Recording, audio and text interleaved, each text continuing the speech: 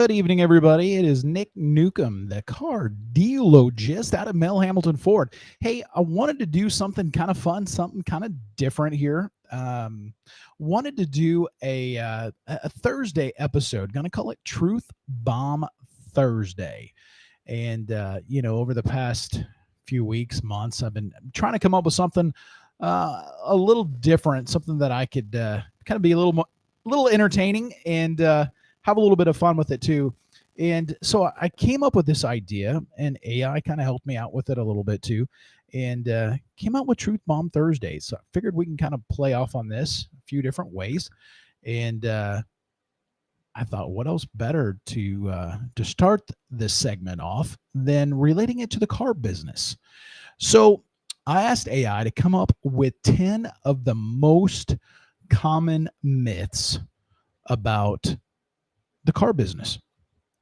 And I got to tell you, some of them were pretty humorous here. And we're going to kind of touch on these as we go down here. And by all means, if anybody has any myths that they've got or questions or whatever, text it down in the comments. I'll be happy to talk about it and see if I can't answer that question for you. So the first one that AI came back says, salespeople just want to rip you off. Now, well, I can tell you personally, I've been at Mel Hamilton's now for almost 8 years. I love what I do. I love helping people, and I'm probably one of the most honest ones. Well, I work with a bunch of great people, so I don't want to tell you that my team out there is not the same as me, but can't speak for them, but I'll tell you here, I'm probably one of the most honest people you'll ever meet in your life, especially when it comes to buying a car. So I will tell you exactly how I feel. And if I think you're making a bad choice, I'm going to tell you, hey, I think you need to wait and save, put more money down, pay more on your car before you buy. And definitely not rip you off. One of the most important things that I do for my customers is try to set them up for success. Meaning, if that ripping your head off, I'll never be able to sell that person another car again. And that does not help me or them out ever. So, obviously the store's got to make a profit to keep the lights on. I've got to make a living to take care of my family. But at the end of the day, I've also got to take care of my customer, because I want them to trust me, to be able to come back to me and send their friends and family to me too. So a man once told me many, many years ago when I first started in the auto industry, a pig gets fat and a hog gets slaughtered. And I still remember that today. John Hefkin, long time ago out of Parks Motors, told me that. And you know what? He was definitely right. The second thing, you should never buy the first car you see. Well, in today's market, if the shoe fits and it fits your budget and it's what you're looking for, I definitely buy it. If everything else seems right, don't wait, because there's so many people looking in such a limited market. They've had time to think about it and thought about it and slept on it, and when they may be coming back tomorrow to buy the car that you want to go home and think about it today. So if you see something you like and you can afford it, you feel like the person that's taking care of you is trustworthy and honest, the dealership is reputable, you've honest to God feel like it is a good deal and your salesperson has your best interest, then buy it. Don't wait. I mean, yeah, you could, it could potentially cost you. Number 3, let's see. Never buy on the first visit. Well, that kind of goes with the second one. If everything feels right and everything makes sense, why would you want to wait? Why go through all that trouble again? Buying a car on average, even if you know what you want and you did a lot of your shopping beforehand, can still take an hour, 2, and that's if you've done a lot of your homework and you got a lot of that stuff done ahead of the time. Why do you want to make it take any longer than what you need to make it take. You know, there's a saying, if you lost your keys and you found them, would you still go looking for them? Kind of the same philosophy. If you found the car and it's what you like and it fits your budget and everything else makes sense, why keep looking? Number 4, car dealers make thousands on every deal. Yeah, I can definitely vouch that that is not the case, and it hasn't been that way for an extremely long period of time. Matter of fact, I can, yeah.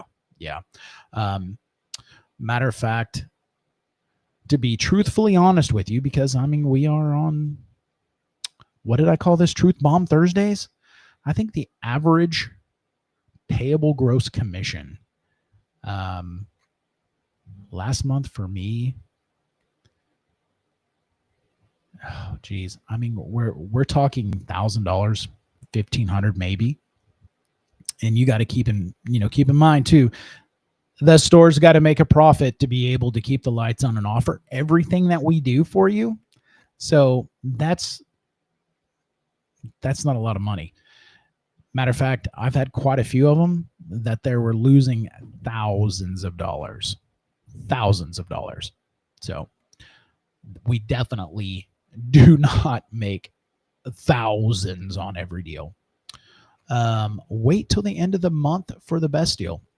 Definitely not true. I make sure my customers get the best deal, no matter if it's the first of the month, the middle, or the end. When I tell you, hey, this is a really, really, really good deal, I sincerely mean it. That's one of the great things about dealing with me. I'll tell you, and yeah, you don't have to wait till the end of the month. All of the fees are fake. Truth Bomb, some fees, no. So, Mel Hambleton Ford, we do have a dealer fee. So let me break that down to you so you know what that fee really covers. So our ladies upstairs that do all of the title work, title preparation work, dealing with the state, dealing with other states, dealing with duplicate titles, and I mean all the rigmarole stuff that you don't see, and then most of the time most people don't even think about, that covers all of that. And so yeah, that is that's what that covers. Other than that, we do tint the windows on our new cars, and we put a paint protection film. And let's be real, most people that buy a new Ford with the windows that aren't tinted, I think about 90% of us will go out and tint the front windows to match because it looks kind of silly. So you're going to do it anyways. We're just saving you time. Let's see. The next one that AI said is cash gets you a better deal. Nope. And that is not true either. So again, here comes the truth. So at a dealership like ours, we are a buy rate store. So what does that mean? So most dealerships, matter of fact, 99% of all of them get to mark up the rate. So if they get an approval rate on your loan, call it 5%, they can mark that rate up 2-3%, and that's how they make profit in the back. That's how the finance managers get paid. Our store doesn't do that. So, but they do get a base percentage on the money that they loan out. So coming in paying with cash thinking you're going to get a better deal is definitely not the case. Now, we don't mark the rate up, but sometimes financing, even if you pay it off, down the road sooner, can actually get you a better deal sometimes. So paying cash doesn't necessarily mean you're going to get a better deal. It's better to sell your car privately. I don't know if you've ever sold anything on Facebook Marketplace, but you'll get every weirdo in Facebook and Craigslist land coming over and messaging you and sending you that "is it available" message, and never ever respond. or give you like an offer that's half the price. So can you get more out of it privately? I suspect you can. But also in the state of Kansas, you get a thing called sales tax savings too. So take that in mind. If you don't know what that is, message me and I'll tell you more about what that is too. Extended warranties are always a scam. There's a thing that's called peace of mind. You know, you can't really put a price tag on, but no, extended warranties are not a scam, especially when something breaks and you got to come into the service department and get it fixed.